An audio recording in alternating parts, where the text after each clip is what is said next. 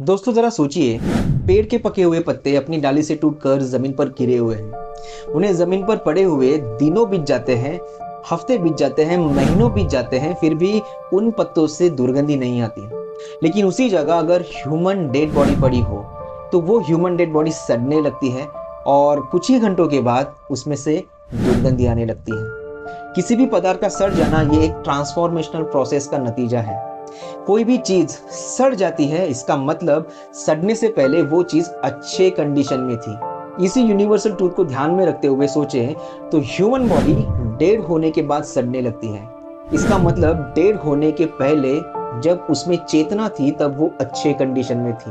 तो सोचना यह है कि ह्यूमन बॉडी जो हमें इतने अच्छे कंडीशन में मिली है, जिसमें कई ऑर्गन्स है, माइंड है, विचार करने की क्षमता है, उसके पीछे कोई ना कोई बड़ा पर्पस तो होगा ना।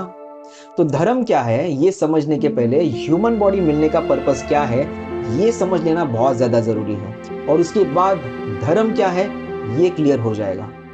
उदाहरण के लिए कुछ बातों के ऊपर गौर करते हैं। दोस्तों कितने ही बार हमसे जो निगेटिव एक्शंस होती हैं वो गुस्से में ही होती है। चाहे वो ऑफिस में कुलीग के साथ अपना झगड़ा हो, या फिर बॉस के साथ अपना झगड़ा हो, हस्बैंड वाइफ में होने वाली तकरार हो, या फिर रिलेशनशिप में होने वाली अनबन हो, भाई भाई के बीच में टकराव हो, या फिर बाप और बेटे का मनमुटाव हो, या किसी इंसान जो अनजान है उसके साथ झगड़ा हो। मोस्ट ऑफ द टाइम सामने वाले व्यक्ति से आने वाले निगेटिव एक्शन को रिस्पॉन्ड करने के बजाय हम रिएक्ट करते हैं। एक्चुअल में उस सिचुएशन को अपने इंटेलेक्ट का इस्तेमाल करके भी टैकल किया जा सकता है, लेकिन इंटेलेक्ट का उपयोग ना करते हुए व्यक्ति गुस्से में आकर वो कर बैठता है जो उसे नहीं करना चाहिए था, और बाद में होश में आने के बाद उसे रियलाइज होता है कि यार ये मैंने क्या कर दिया, मैं तो ऐसा नहीं करने वाला था, मुझे ये नहीं करना चाहिए था। आज मर्डर जैसे क्राइम्स हो रहे हैं, ये गुस्सा और बदले की भावना इन नेगेटिव इमोशंस के कारण ही तो हो रहे हैं। यहाँ पर सोचने वाली बात यह है कि हमारे एक्शंस इनको ड्राइव कौन कर रहा है, हमारी इंटेलेक्ट या हमारे नेगेटिव इमोशंस। जैसे हमारे इमोशंस होते हैं वैसे ही हमारी एक्शंस होती हैं। अगर हमारे एक्शंस हमारे नेगेटिव इमोशंस जैसे कि काम, क्रोध, लोभ, मोह, मत्सर, जेलसी इनके द्वारा किए जा रहे हैं तो इन नेगेटिव इमोशंस के हम गुलाम हैं। टू बी मोर स्पेसिफिक, हम इन नेगेटिव इमोशंस के बंधन में हैं। बंधन में रहना किसी को भी अच्छा नहीं लगता, लेकिन मनुष्य अपने अहंकार, सुख, दुख, काम, क्रोध, लोभ, मोह, मत्सर इन नेगेटिव इमोशंस के बंधन में रहता है, क्योंकि उसे लगता है कि ये इमोशंस मेरे नहीं हैं। उसे नहीं पता चलता कि वो बंधन में रह रहा है। इसी बंधन से मुक्त होना मतलब मोक्ष प्राप्त कर लेना।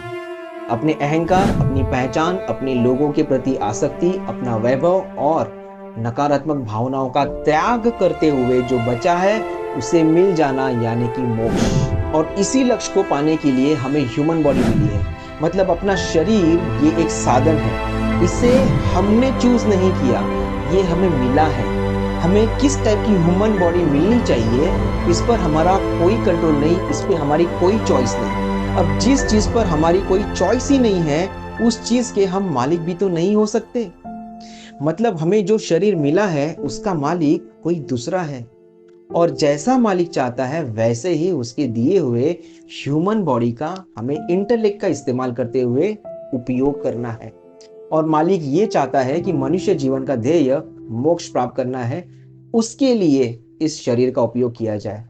दोस्तों लक्ष्य एक बार तय हो गया तो उस लक्ष्य तक पहुंचने के लिए रास्ते की जरूरत होती है। जितना ऊंचा लक्ष्य उतना ही कठिन रास्ता। अब मनुष्य जीवन का लक्ष्य हमें मालूम हो गया, जो है मोक्ष की प्राप्ति करना। वहां तक पहुंचने के लिए जिस पथ पर हमें चलना है उसे कहते हैं धर्म। ऋषि कणाद ने अपने वैशेषिक दर्शन में लिखा है, यतोभ्युदय निश्रेयसः सिद्धि सधर्मः।